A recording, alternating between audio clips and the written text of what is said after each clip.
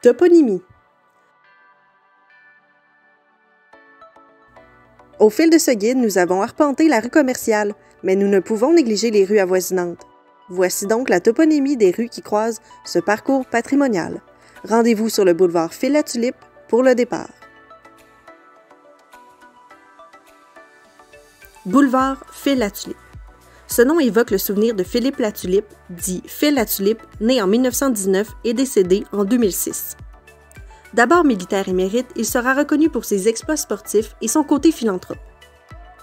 Phil Latulippe s'engage dans les forces armées canadiennes à l'aube de la Seconde Guerre mondiale. Malheureusement blessé aux jambes lors des combats, il se voit contraint de prendre ses distances des champs de bataille. Loin de vouloir se reposer, il en profite pour se concentrer davantage sur sa passion, la course à pied. Il commence à s'entraîner plus sérieusement à l'âge de 48 ans et rapidement il devient un marathonien d'exception en remportant de nombreuses distinctions. Phil Latulippe fait la promotion de l'activité physique à travers toute la province et à l'âge de 76 ans, il avait parcouru plus de 200 000 km. Pour Phil Latulippe, le bien-être de ses pairs devient une véritable motivation. Au fil du temps, il s'engage auprès de nombreuses causes humanitaires et en 1981, il crée la fondation Phil et Lucie Latulippe pour encourager la pratique de la marche à pied, en particulier pour les enfants et les personnes handicapées. Chemin Rosaire-du-Bé. Ce nom de rue rappelle la mémoire de Rosaire-du-Bé, né en 1895 à Saint-Hubert-de-Rivière-du-Loup et décédé à Montréal en 1991. Après son arrivée à Cabano, M. Dubé s'engage dans la vie communautaire. Il sera juge dans les années 40 à la Petite Cour municipale. Il deviendra ensuite conseiller municipal, commissaire et en 1947, il sera élu président de la commission scolaire locale. Bûcheron ou scieur de latte, il pratiquera de nombreux métiers avant d'être chauffeur de chaudière à la compagnie Fraser. Après sa retraite en 1960, il quitte Cabano pour travailler à temps plein à Montréal jusqu'à l'âge de 75 ans. Rue du Parc. Cette rue est nommée ainsi en référence au parc de maisons mobiles qui y est aménagé. Rue Vieux Chemin. Comme son nom l'indique, il s'agit du chemin le plus ancien qui, à l'époque, reliait Cabano au village avoisinant. Rue Cadwell. Rue nommée en l'honneur de Henri Cadwell, membre du Conseil de Sa Majesté, propriétaire de la seigneurie Témiscouata-Madawaska de 1791 à 1802. Rue du Centre. Nommée tout simplement parce qu'elle se retrouvait au cœur du village. Rue Bérubé. Rue baptisée ainsi en mémoire de Georges Bérubé, manufacturier de bois et propriétaire des terrains situés à cet emplacement. Rue Saint-Louis, nommée en souvenir de Louis Saint-Onge, propriétaire d'une fabrique de bois qui produisait principalement des boiseries. Rue Pelletier, en l'honneur de M. Ernest Pelletier, propriétaire du moulin situé à cet endroit.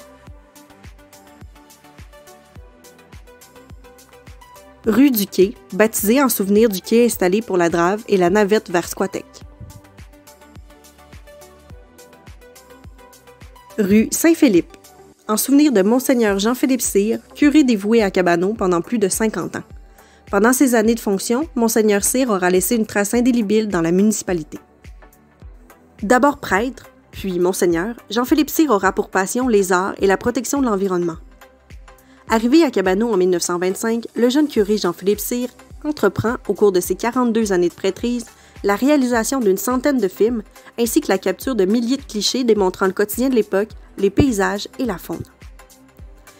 C'est en tenant tête au diocèse, en soutenant qu'il faut miser sur les ressources naturelles du territoire pour le développer, plutôt que sur une agriculture déficiente et une colonisation de masse, que Monseigneur Cyr est perçu rapidement comme le mouton noir du clergé. Homme passionné par le territoire, les gens, l'environnement et les arts, il laissera une marque indélébile dans les domaines artistiques et patrimoniaux. Bien que plutôt méconnu, Monseigneur Cyr fut un véritable précurseur des arts visuels dans l'Est du Québec et assurément l'un des cinéastes les plus importants de sa génération. Passionné et engagé, le regard qu'il porte sur la région du Témiscouata est empreint de tendresse, autant sur les richesses sylvicoles que sur les gens qui y habitent. Il immortalise sur sa pellicule plusieurs levées de soleil, sourires, animaux sauvages, habitants au travail, paysages et rigolades.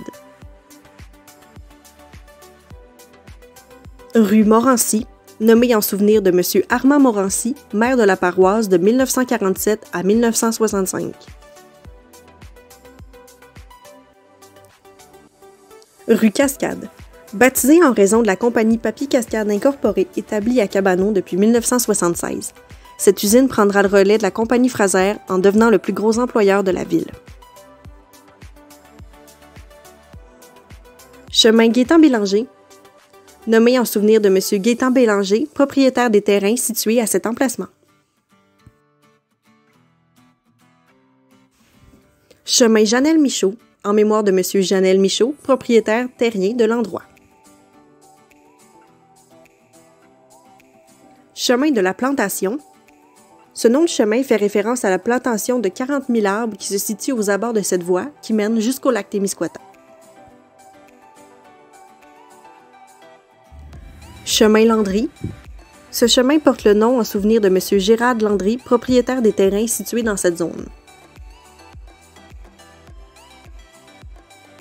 Chemin Grosse Roche. Possiblement nommé ainsi parce qu'il fallut contourner un gros rocher au moment de la construction du chemin. Chemin des Marguerites. Autrefois sans nom, on décida toutefois de lui en attribuer un afin de sécuriser l'accès des chalets situés au bord du lac. Sa toponymie fut choisie en fonction du processus d'appellation du secteur, soit avec des noms de plantes. Rue Bélanger.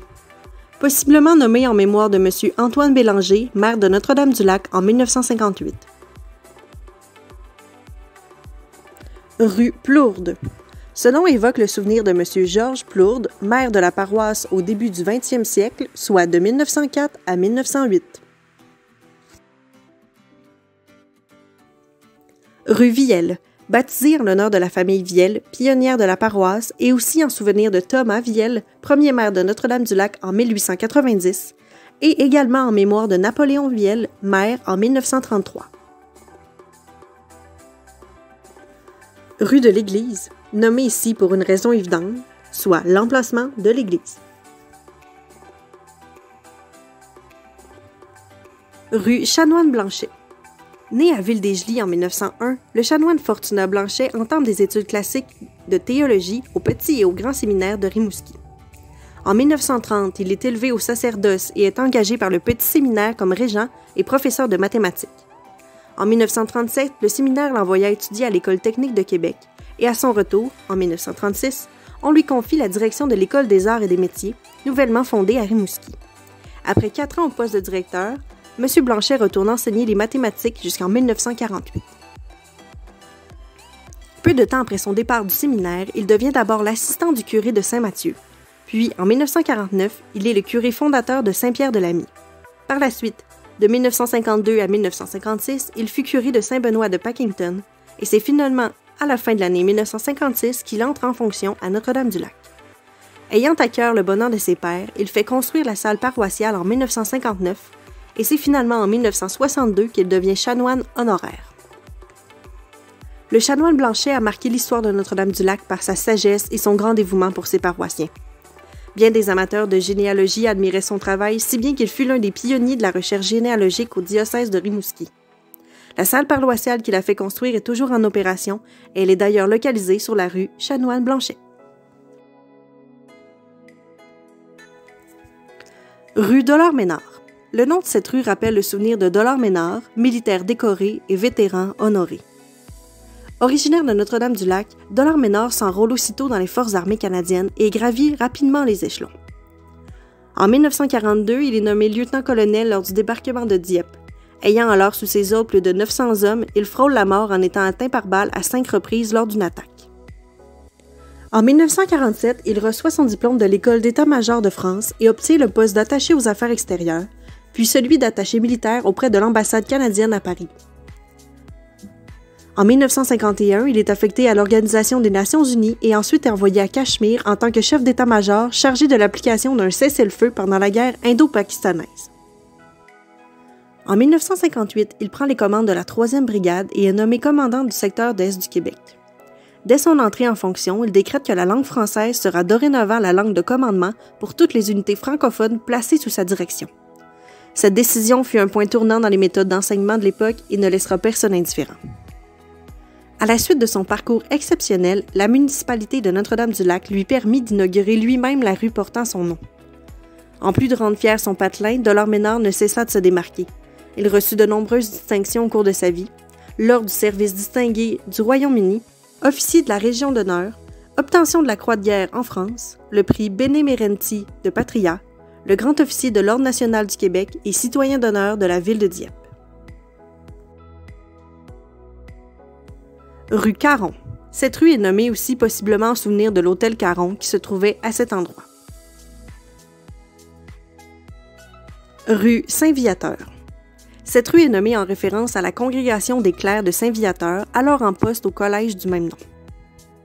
C'est en 1831, à Voules, en France, que Louis Quebe fonde l'Institut des clercs de Saint-Viateur. Cet institut a pour mission de créer une communauté de frères et de pères dévoués à l'éducation chrétienne des garçons de campagne. Au fait de l'établissement de cette communauté, Monseigneur Ignace Bourget, alors évêque de Montréal, demande la venue de 3 viateurs en 1847.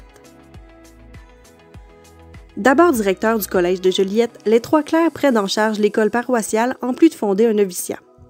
Au cours des années qui suivent, de nombreux noviciats voient le jour au Québec et en 1852, les viateurs prennent en charge l'Institut catholique des sourds-muets de Montréal. Des congrégations voient le jour partout dans l'Ouest canadien et aux États-Unis. Au début du 20e siècle, la communauté des clercs de Saint-Viateur prend de l'expansion, si bien qu'elle compte 222 religieux répartis dans 20 établissements différents dans la grande région de Montréal. Vers 1940, des congrégations voient le jour partout dans la province et c'est plus de 22 000 élèves qui suivent leur enseignement. Notre-Dame-du-Lac n'y fait pas exception. Le collège Saint-Viateur accueillit des étudiants pendant de nombreuses années. Rue Bergeron. Nommée ainsi en l'honneur de la famille Bergeron, alors propriétaire des terrains situés à cet endroit. Rue Cloutier, baptisée comme telle en souvenir de cette famille pionnière de la municipalité. Chemin Leclerc, en souvenir des fermes Leclerc situées à cet endroit.